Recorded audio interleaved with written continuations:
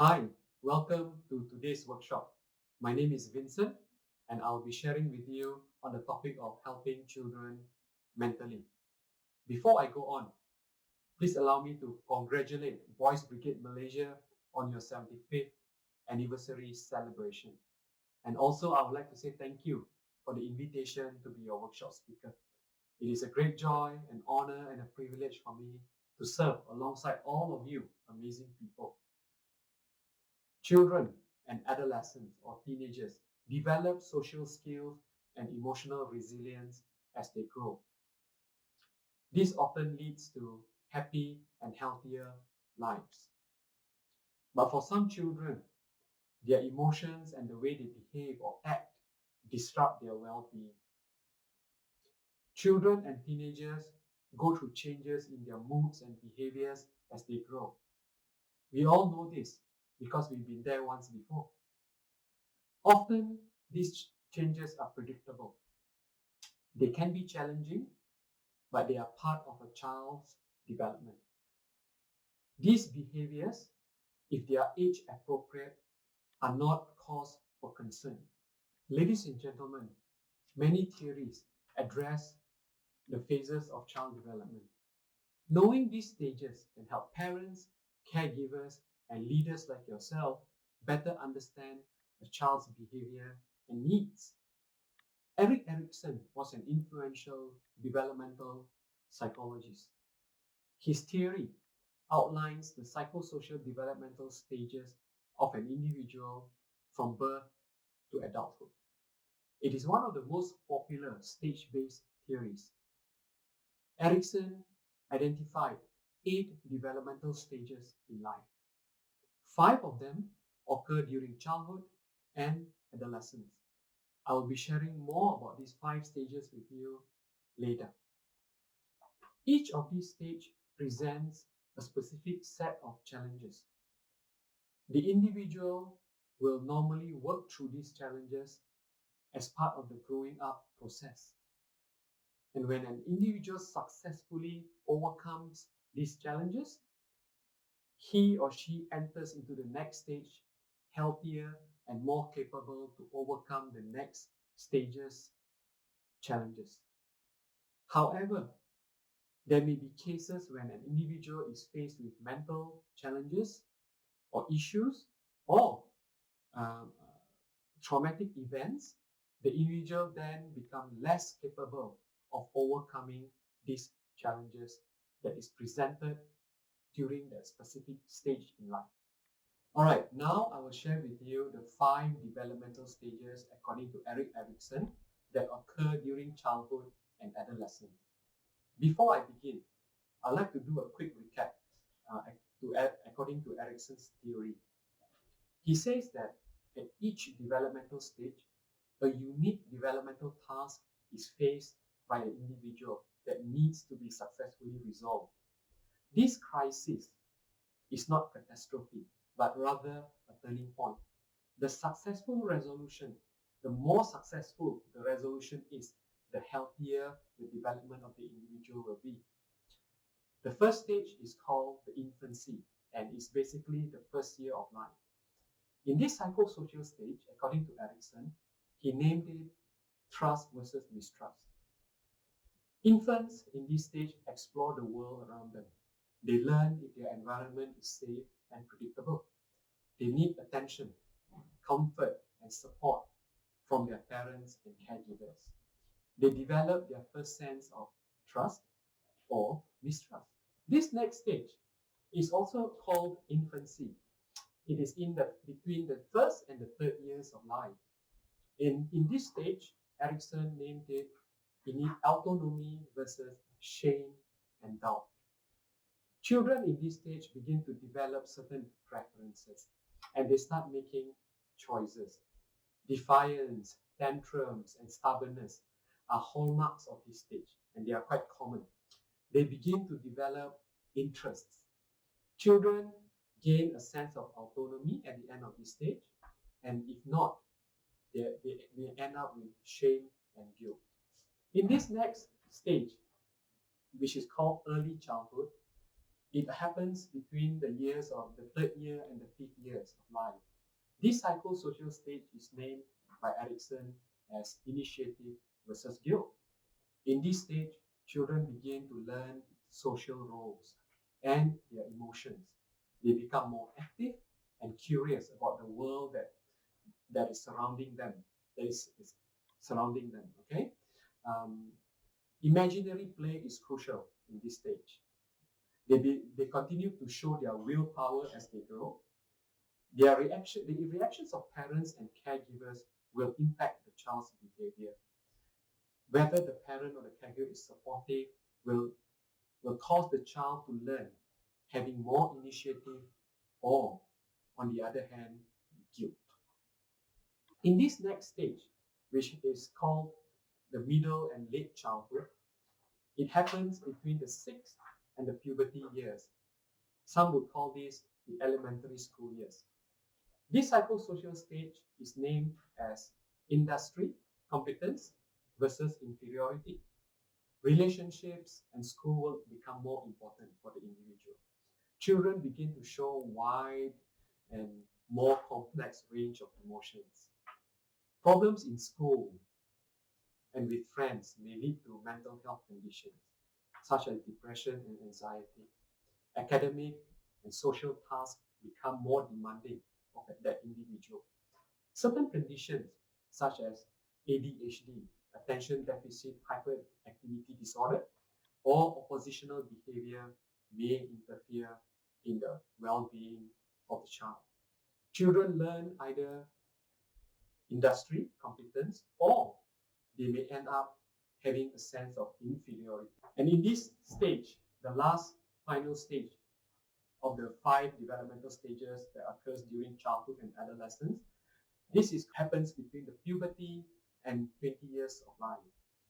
And in this psychosocial stage, Erikson calls it identity versus identity or role confusion. Adolescents or teenagers become more independent in this stage. They may form identities by trying new behaviors and new roles. But puberty brings along with it many physical and emotional changes as well. Changes during these years may strain parent and teen relationships. I think we know this. All of us have gone through this before, right? New behaviors may go beyond boundary pushing and cause certain problems, both for the child or the teenager and the people around them.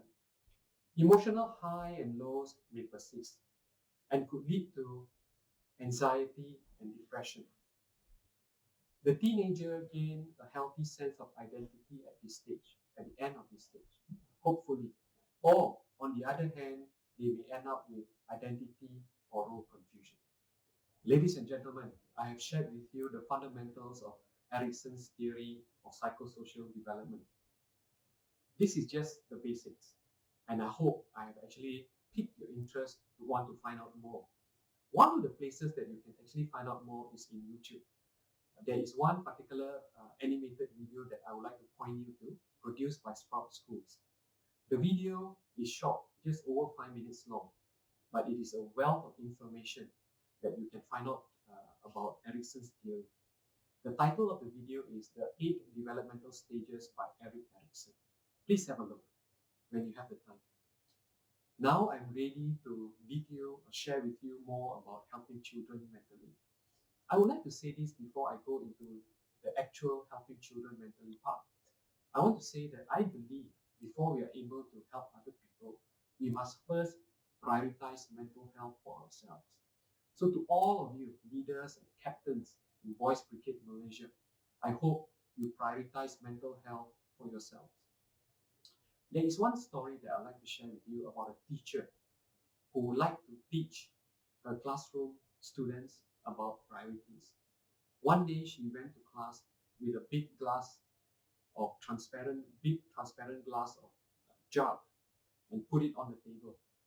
And then she proceeded to put on the table a bag of rocks, a bag of pebbles, and then a bag of sand. And then she also took out a small jug of water. She proceeded to fill the big empty glass jug with the rocks first. one by one, until the glass jug was full with rocks. And then she proceeded to go to the bag of pebbles, and she took the bag of pebbles and began to pour into that glass jar.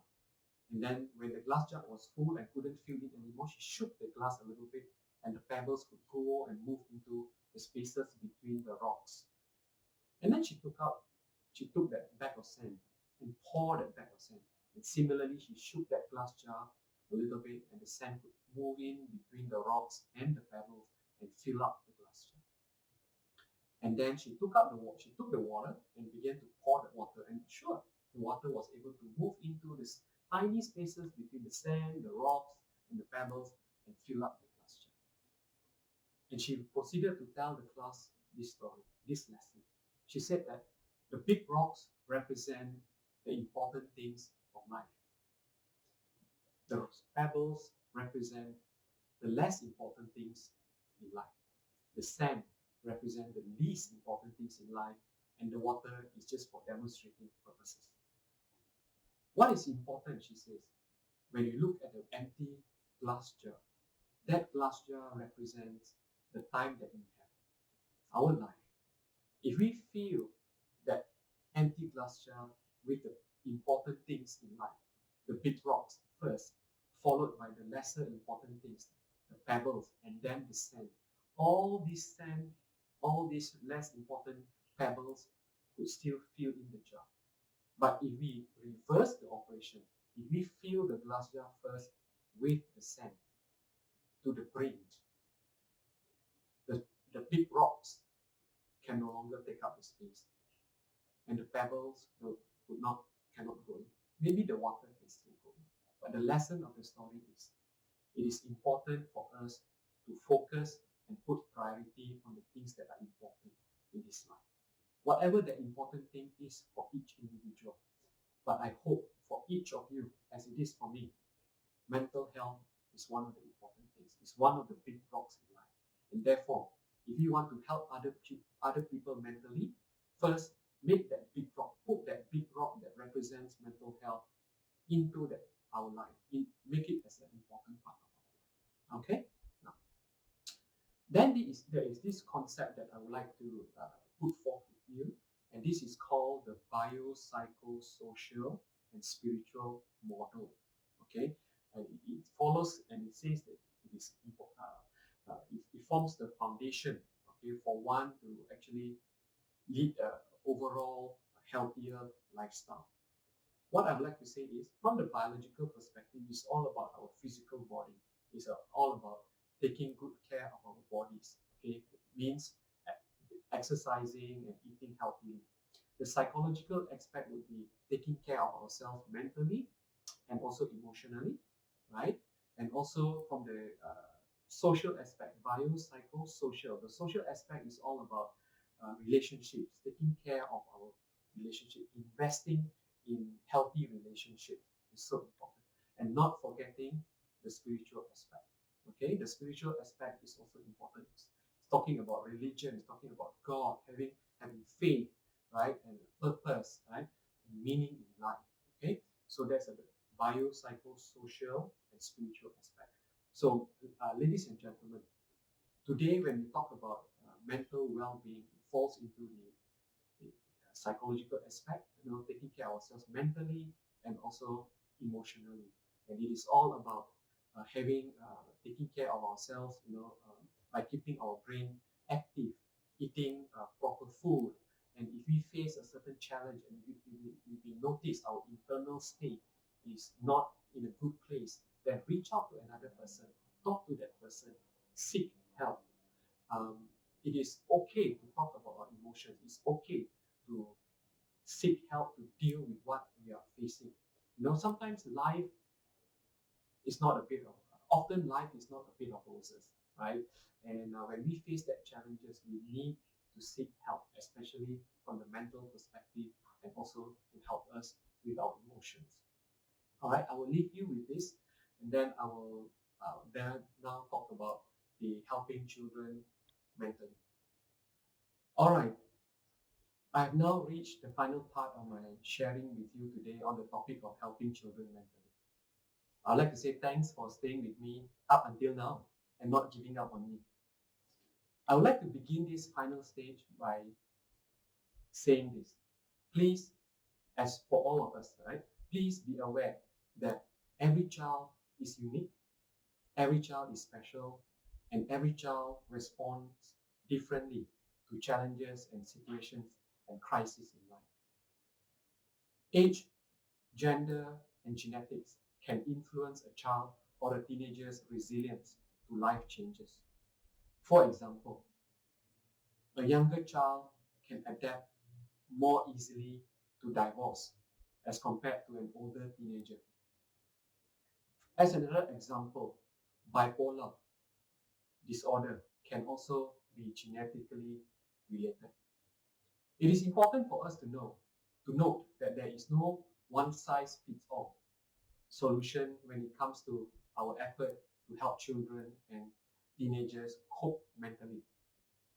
Each case needs to be treated and approached with a certain level of openness, compassion, respect, empathy, and acceptance. My next point is all about taking on a preventive approach in helping children mentally. And I believe this should always be the first case. In talking about preventive approach, role model talking about emotions, role model being vulnerable. Be comfortable being with with your groups. Be comfortable sharing and talking about emotions. Be open, being vulnerable. Be vulnerable talking about fear. Be vulnerable talking about anger and anxiety. Because vulnerability is a strength. Also, it is important to continuously adapt and change our roles according to developmental needs.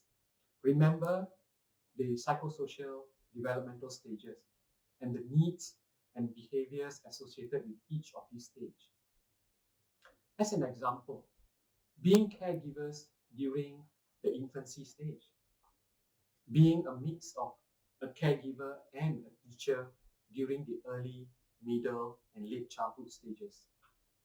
And last but not least, being more of a coach during the adolescent years.